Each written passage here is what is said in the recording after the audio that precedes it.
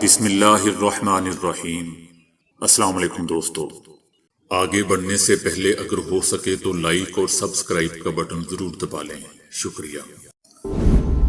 ممبئی میں منعقدہ ایک اجتماع میں ہندوستانی مسلمان اندیشے اور امکانات کے موضوع پر اظہار خیال کرتے ہوئے معروف شاعر اور بزرگ صحافی حسن کمال نے گزشتہ ایک عشرے کے حالات کے پیش نظر کہا کہ وہ مایوس نہیں ہیں اور انہیں اس بات کی امید ہے کہ آئندہ 6 مہینے میں ملک کے حالات ایک نئے کروٹ لیں گے، اور یہ کہ مسجد مندر اور فرقہ وارانہ مسائل اٹھانے کی کوشش صرف لوک سبھا انتخابات کے ہی پیش نظر ہے۔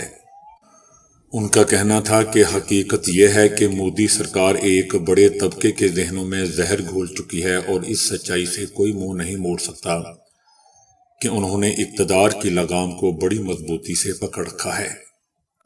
ملک میں مسلمانوں کے حالات کی طرح کئی طبقات کے لیے حالات ابتر ہو چکے ہیں۔ ملک میں جو کچھ ہو رہا ہے وہ ایک سنگین مسئلہ ضرور ہے۔ امریکی محکمہ خارجہ کا پاک ایران گیس لائن منصوبے پر تبصرے سے انکار۔ میتھیو ملن نے پاک ایران گیس پائپ لائن پر تبصرے سے گریز کیا۔ ان کا کہنا تھا کہ پاک ایران گیس پائپ لائن پر ابھی رپورٹس نہیں دیکھی۔ جہاد اسلامی کا کہنا ہے کہ سعودی عرب اسرائیل کے چہرے کو میک اپ کرتا ہے۔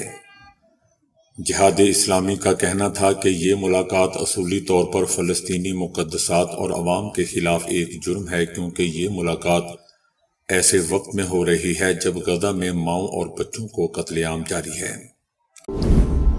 190 ملین پاؤنڈ کیس میں عمران خان اور بشرا بی بی پر فرد جرم عائد کر دی گئی ہے۔ دونوں ملزمان کا صحت جرم سے انکار۔ عدالت نے 6 مارچ کو گواہان کو طلب کر لیا۔ مودی سرکار نے کشمیریوں کی حمایت پر ہندو ماہر تعلیم کو ڈی پورٹ کر دیا۔ پروفیسر نتاشا کرناٹک حکومت کی دعوت پر کانفرنس میں شرکت کے لیے برطانیہ سے بھارت پہنچی تھی۔ امریکی صدر جو بائیڈن آئندہ ہفتے تک غزہ میں جنگ بندی کے لیے پر امید ہیں۔ قطر، مصر اور امریکہ کی ثالثی میں اسرائیل اور حماس کے درمیان جنگ بندی مذاکرات دوحہ میں جاری ہیں۔ بھارت کی کرکٹ ٹیم نے ہوم گراؤنڈ پر لگاتار 17 ٹیسٹ سیریز جیت لی ہیں۔ سال 2013 سے اب تک اپنی ہوم گراؤنڈ پر ناقابل شکست ہیں۔ فیصل واڈا نے مریم نواز کو بزدار 2 قرار دے دیا۔ بزدار 2 صرف 98 ووٹوں سے جیتی۔ ڈبے کھول دیے تو پنجاب اسمبلی میں نہیں، رائے ونڈ محل میں ایسی حرکتیں ہو سکیں گی۔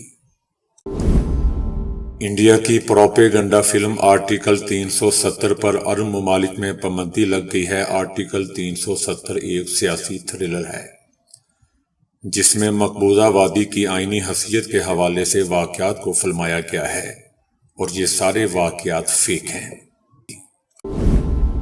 قطر کے الجزیرہ ٹی وی چینل نے رپورٹ دی ہے کہ اسرائیل نے فلسطین کے 400 قیدیوں کو رہا کرنے پر رضامندی ظاہر کی ہے۔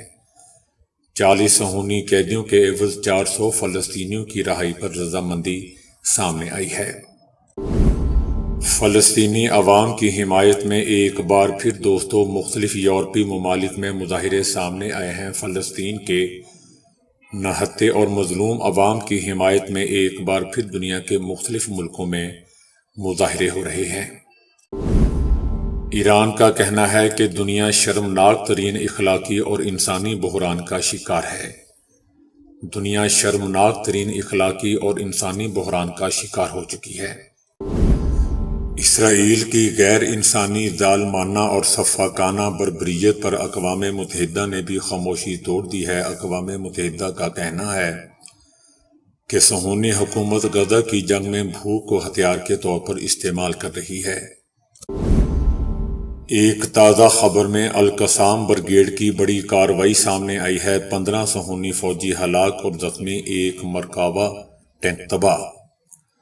القسام بریگیڈ نے غاصب صہیونی فوجیوں کے خلاف بڑی کارروائی کرتے ہوئے ایک مرکبہ ٹینک تباہ اور کم سے کم 15 صہیونی فوجیوں کو ہلاک کر دیا ہے۔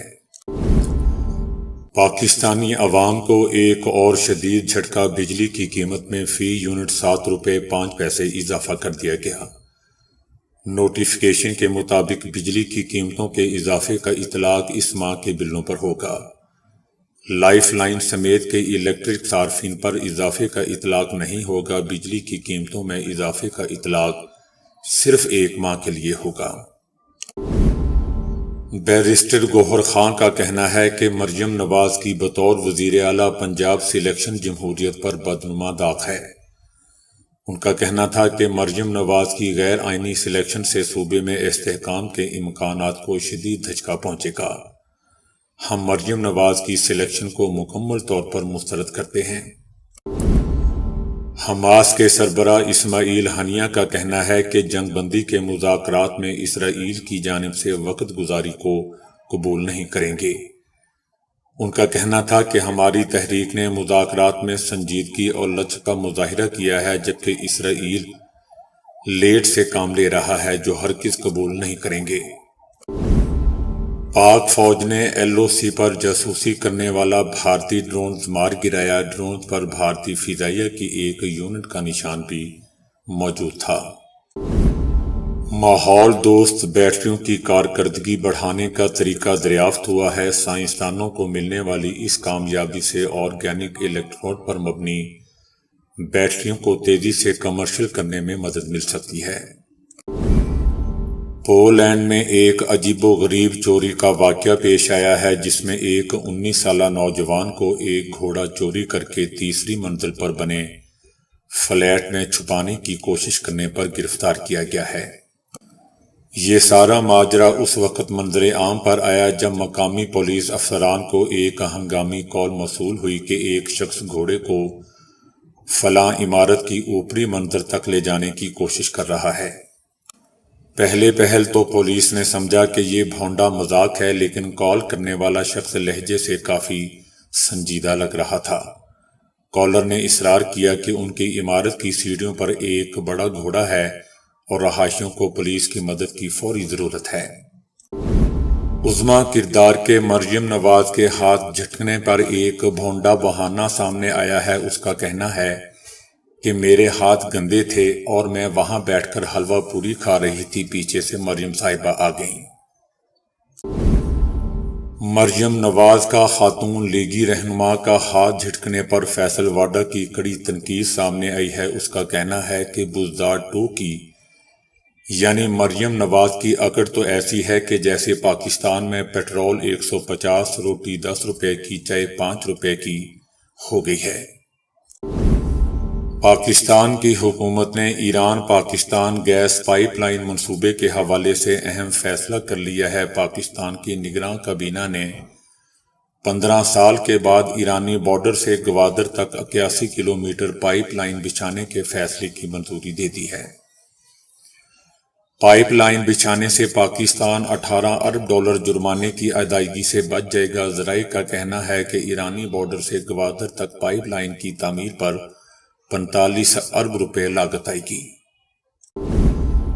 ایک نئی تحقیق میں یہ بات سامنے آئی ہے کہ وٹامن B3 کی زیادتی دل کی صحت کے لیے نقصان دہ ہے۔ تو دوستو، ابھی کے لیے اتنا ہی۔ ویڈیو کو لائک اور شیئر کرنے کا بہت بہت شکریہ۔